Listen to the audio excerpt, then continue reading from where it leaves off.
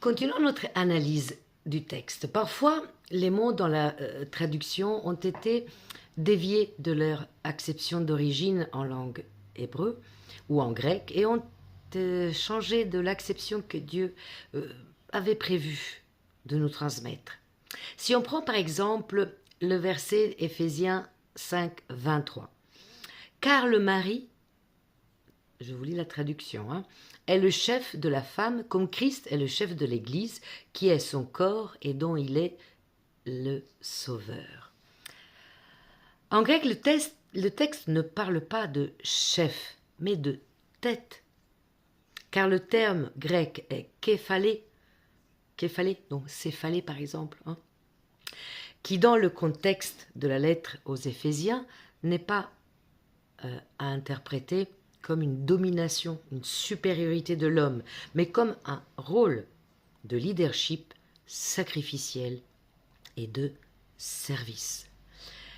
Mais on peut aller encore plus loin, car le terme képhalé, dans le sens figuré, et on sait très bien que le peuple juif aimait beaucoup le sens figuré, imagé. Donc ce terme képhalé signifie source ou origine. Donc la tête est la source de la vie ou du mouvement. Sans la tête, on est mort. On est d'accord. Par exemple, le Christ est appelé la tête de l'Église. On lit dans Colossiens 1 à 18. Dans le sens où il est son origine, son fondement, sa source de vie. Adam, le genre humain, est la tête de l'humanité, parce qu'il en est à l'origine.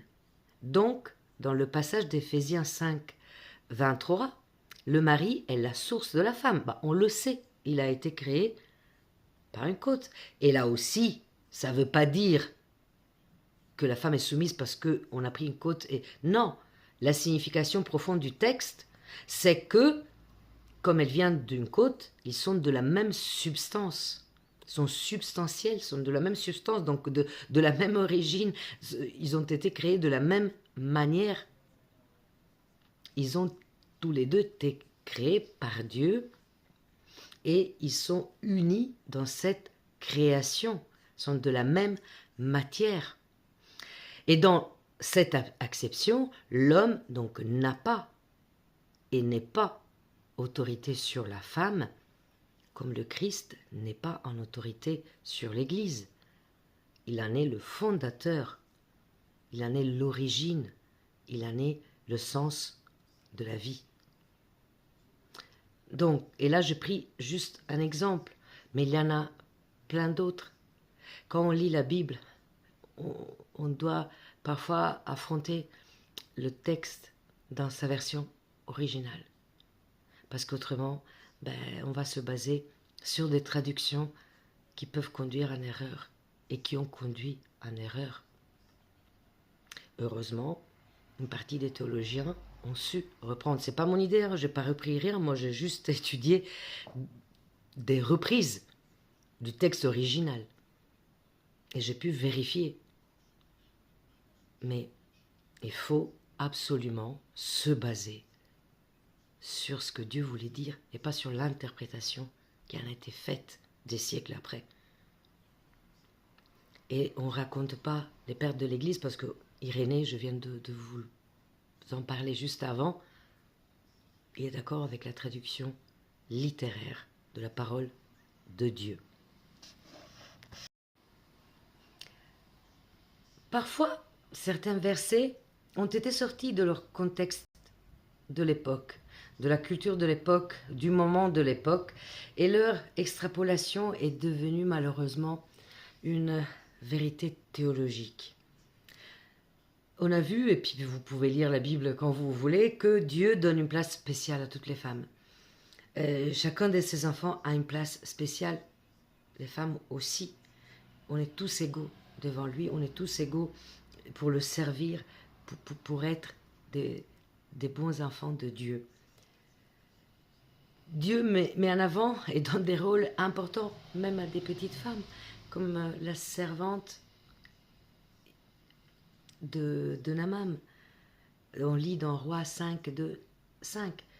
cette petite servante avec courage, propose à son patron de faire une démarche pour guérir de la lèpre. Quel patron va écouter la petite servante? En plus, c'était pas juste une servante, c'était une esclave, c'était une proie de guerre. Donc, Dieu donne aux femmes des rôles importants. Alors, je me demande d'où vient cette théorie, mais vraiment, où les femmes n'ont pas le droit de servir le Seigneur en tant que prophétesse, en tant que prêtre, autant que les hommes. Pourquoi, quand il y a tant d'années, j'ai demandé pourquoi je ne peux pas faire prêtre? J'avais que 8 ans, hein, mais quand même, j'avais déjà dans le cœur ça.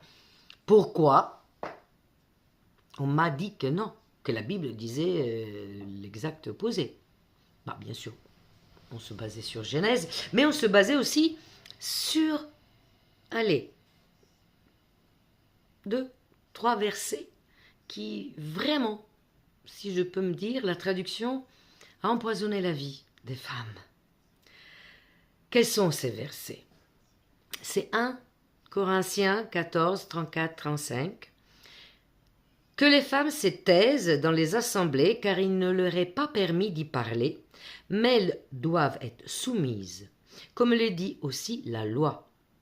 Si elles désirent s'instruire sur quelques détails, qu'elles interrogent leur mari à la maison.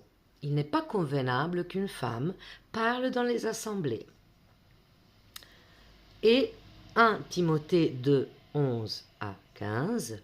Que la femme s'instruise en silence, en toute soumission. Je ne permets pas à la femme d'enseigner ni de prendre de l'autorité sur l'homme, mais elle doit demeurer dans le silence.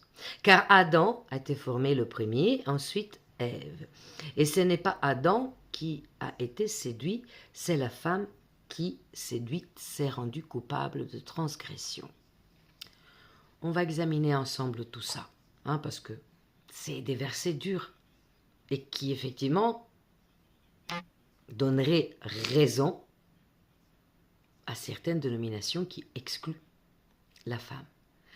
Mais, petite anticipation, comment est-il possible que dans toute la Bible, on donne une place, un rôle, Déborah, tes prêtresses et prophétesses, pourquoi on donne des places importantes aux femmes dans toute la Bible et puis on s'arrête sur 2 versets?